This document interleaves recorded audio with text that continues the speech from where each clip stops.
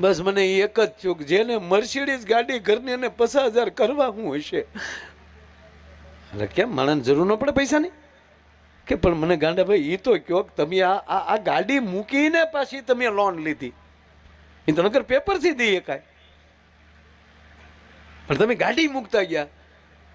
ભલામણા એ તો મને કયો તમે આ કર્યું.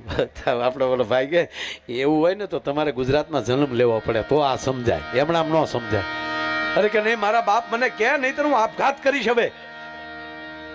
કે વડીલ એવું કાંઈ નથી સાહેબ. કે કેમ? તક મારે 1 મહિનો અમેરિકા જાવું છું.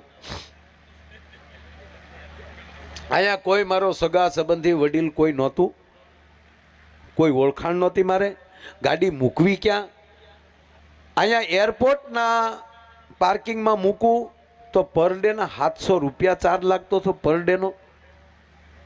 એટલે 21,000 રૂપિયા તો ખાલી કે ન્યા થતા થાય.